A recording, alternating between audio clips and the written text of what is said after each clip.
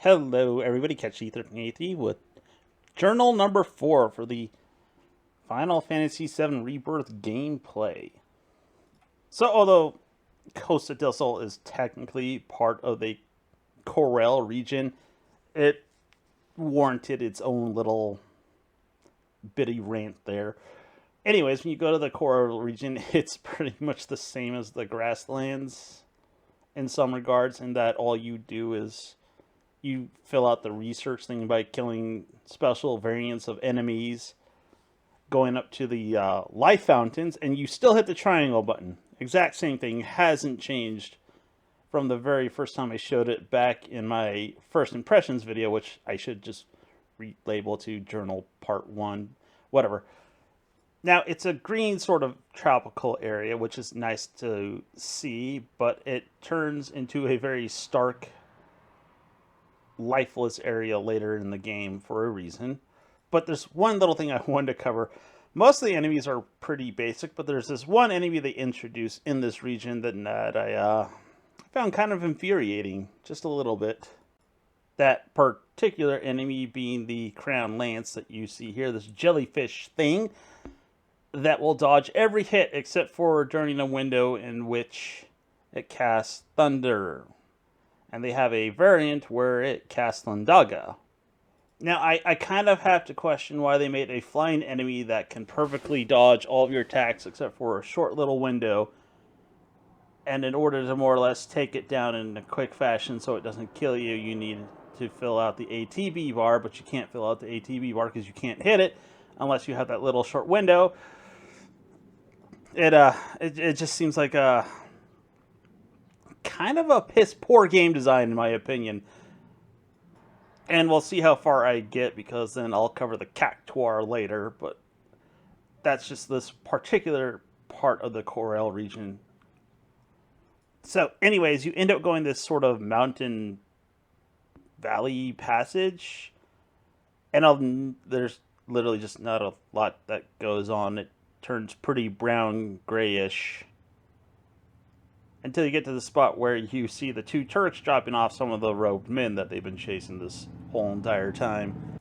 And the part of this cutscene that sort of got my attention was the blonde Turk here, Elena, and her dialogue, for whatever reason, I think this is the second time that I remember seeing her, but it's starting to bother me. Like, the delivery's fine, but what she's saying is just stupid. And I'm trying to figure out if that's just because her character is kind of on the inept side, or that's just her character. I mean, she kind of reminds me of Shia LaBeouf's character from iRobot. Okay, maybe not so much, but like, there's a part where she insults the group, and I don't know why I thought of that scene. It's like, where'd you learn to insult somebody? Like, it's coming up here. Let me just let it play. Now play nice, shitbirds. I mean, on top of her being in a helicopter, and they can't hear why she's saying that, but calling them shitbirds? Like, who says that? I'm literally reminded of one of the main villains from the Army of Two. The very first one, when he's going around calling people fuckos, and everyone's like, fuckos? Who says that? I'm getting the same vibes from this character. That would probably be a better comparison than Shia LaBeouf's character from iRobot. And then there's a part where you get to play as Yuffie as the party leader, due to Cloud having some issues due to his, I guess, soldierification process. It's making him see Sephiroth, and it's making him feel tired. So you control Yuffie to go lower a bridge for him. And I can't stress this enough that I don't care for using Yuffie, especially after the intermission DLC. And she's not much better here. She is really, really gratingly annoying, to the point in my head whenever she talks, I'm like, shut the fuck up, Yuffie. Please, just shut up. I wish there was an option to make her just shut up. Like a whole entire separate thing in the settings where you can select Yuffie and it's just shut the fuck up Yuffie settings where you don't have to listen to her talk or just skips her dialogue in any cutscene and whenever you're out in the open. To me, she is kind of like Tingle is to the Legend of Zelda series. Yuffie is to Final Fantasy VII Rebirth. Super annoying, and I don't want to deal with her, but I have to. Actually, I think she's worse because there wasn't that much interaction with Tingle. She has to accompany you regardless of what you do now. I wish she was optional now. That I would have just left her if I known she was going to be this annoying. But on another note, when it comes to dialogue, when you're just wandering around, sometimes the characters you're with will have a bit of a conversation, depending on who you have with you. How about this? At the next inn, we treat you to a foot massage.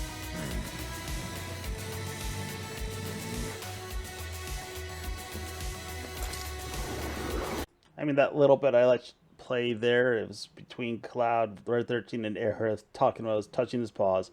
A lot of the time, when it comes to Aerith's sort of dialogue, it's really kind of silly.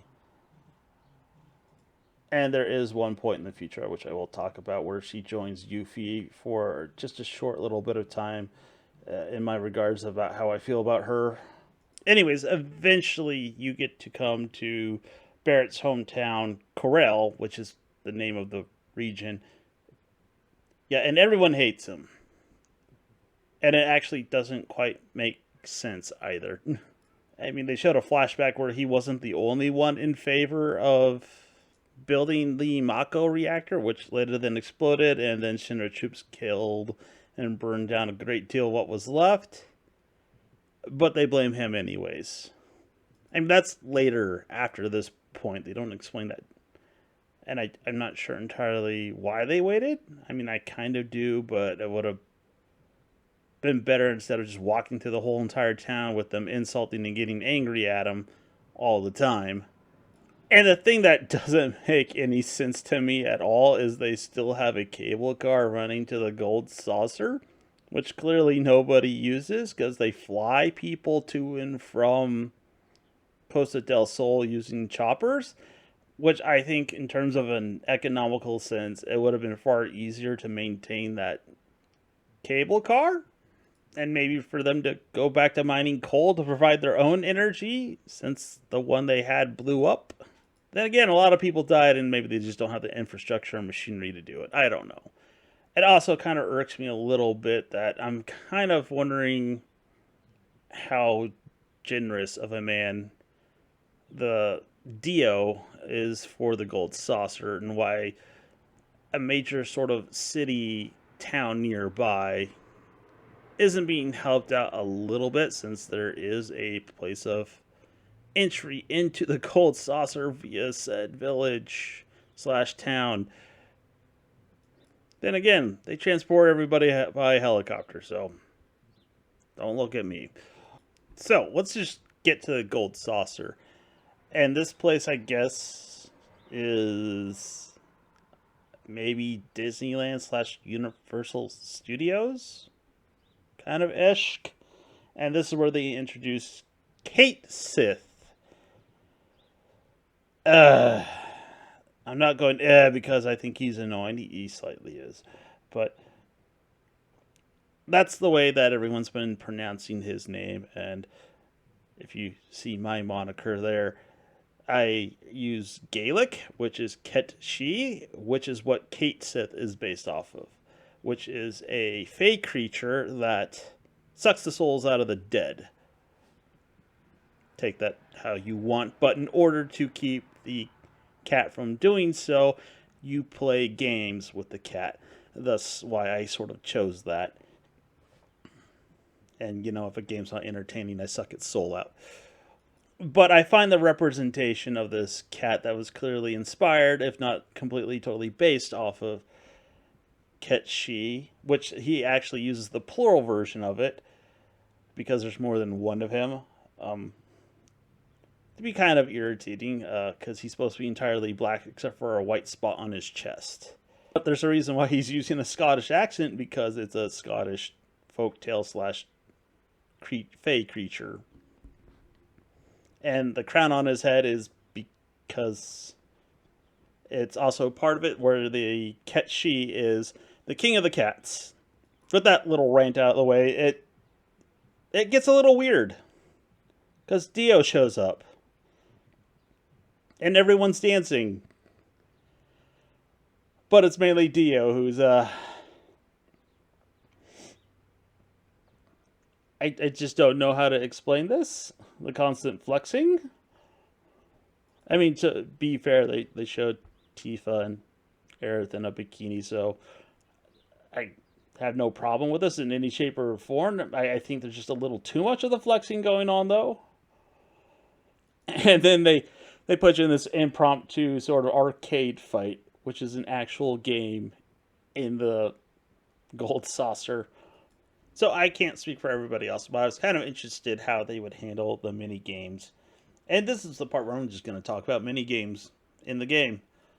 Although Gold Saucer is the main hub for mini games, at least for the most part, there are multiple games outside of the Gold Saucer. There are some events that are kind of mini game-ish, but you don't repeat them, so I don't really count them because you don't get any real rewards for them.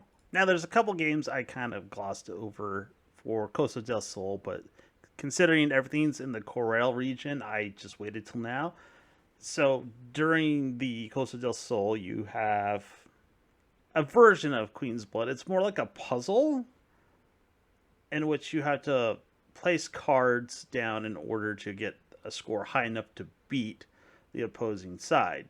It's more or less a test of your knowledge of how the game works. I found it slightly refreshing in comparison to playing the actual game where they, feels like they cheat and they get the cards they need just to magically beat you every time. But then when you get to the Gold Saucer, they have a dedicated area for Queen's Blood. And it does count towards your Queen's Blood progression. They did have a game variant where they mess with the rules where you place cards on the other side, so you better hope you had enough cards to more or less light up the areas on the opposite side of the board. It was extremely infuriating. And then there was a mini game where you knock balls into a goal. I touched on this one a bit, probably more than I really intended to, but this one made me angry. There's kind of a pattern with these for a reason. I had my rant about how the physics worked on that one, and the fact that you're just by yourself, you and this poor chocobo here, all these black fiend dogs and the other dogs that you just sort of beat, more or less putting you at an extreme disadvantage, which I guess is fine for games. But when they drop a second ball on you and you're not expecting it and they just trash you with it because they did that, yeah, not cool, Square. You don't change the rules without telling people you're going to change the rules. And there's actually a second variant of that later down the road. Not so much the need to score, it's more like trick shots at that point. So it's not as infuriating. And then there's the shooting gallery, which they also have two versions of this one. This one took a little bit of practice. And that's mainly due to the sheer amount of movement that happens. Yes, you see things here and there, but you have to make decisions on what are the more valuable targets to shoot. And by this point in time, when it comes to shooting anything, I have grown accustomed to playing my shooting games with a mouse and keyboard. Analog sticks just feel really, really weird to me now in comparison to the past. So this one took a while, just a bit, in order to max out my score and get the best rewards possible. And then remember the whole squat pull-up thing. They're like, yeah, let's do that again because people enjoyed that. I actually don't know how many people enjoyed it. I absolutely despised it, mainly because you have to have a perfect run when it comes to going against Jules. The worst part is they changed the rules without telling you they changed the rules. So if you're playing, you see a little green circle, you have to lightly press the shoulder button. You push it too much, she falls down the ground and she's like, ah! And I'm like, you're in a competition. Get the fuck up and get back to doing sit-ups. Because she just takes forever. And if you fail once, you cannot win. You have to have a perfect run in order to beat Jules. I mean, that's exactly what they did in the remake. And they just did it with sit-ups of all things. I mean, they couldn't have you do something else. It's just sit-ups. I mean, they already had you kill monsters for them, but they couldn't do something else. Like, I don't know, get buffed by climbing stuff? I don't know, anything other than sit-ups. Along with the same boring, repetitive button mashing that you have to go through. And I have, like, dyspraxia, so this is, like, mind messing with territory. Because more often than not, I would occasionally mess up what button in my head I need to push, and I would have to start all over. And now let's go to the arcade in the Gold Saucer. This is G-Bike, where they duplicate the experience. I shouldn't say duplicate. Recreate the experience for the escape from Midgar, when you're on your bike slashing soldiers. Pretty simple. Not too much in regards to being complicated or even all that hard. I mean, you ride the motorcycle, you collect these blue tokens along the way, and you slash Shinra troops on a motorcycle. Very similar. A lot smoother than the PlayStation version, obviously, because you're on better technology, so there's that. And the first time I did it, I got an S rank. It really does not take much in comparison to some of the other mini games in order to get the best score possible. Then there's 3D Brawl, the game that they made you play when you first entered the Gold Saucer. Now, I'll admit, when I first started, I just sort of blindly went from one match to the next without paying attention. Turns out, when you select the character that you want to fight, there's a indicator what moves they will do at the bottom of the screen. I didn't notice that, so I was very surprised when he started doing uppercuts and straight punches. Now, I do stand by that these animations for their telegraphs are poorly animated. Sometimes I really can't tell what moves what because of how extremely exaggerated they do some of these. And it's hard, particularly to tell the difference between a straight and a haymaker. Ifrit's a bit different because he does like an overhead slam when he does a straight punch. But Dio here, I would say he was harder due to the animation of his limbs. And I still have one fight left to go in order to complete the 3D fighting. With enough repetition, I was finally able to take on Dio / Ifrit and Shiva. There's some subtleties in terms of the animation and how they telegraph their punches, but I feel like they purposely did that just to be kind of a dick, adding only a little bit of subtlety between the difference of some of his attacks. Just enough, but not nearly enough to not be super irritating when fighting Dio. Then there's Galactic Savior, as I like to call it, not Star Fox. It's pretty much, it's Star Fox. That's what it is. It plays very much like Star Fox. I mean, it's easier, but it plays very much like Star Fox. I mean, just look at the enemies on the screen. It's not difficult at all, actually. It's one of those games where I got a really high score and maxed out my rewards on the first go.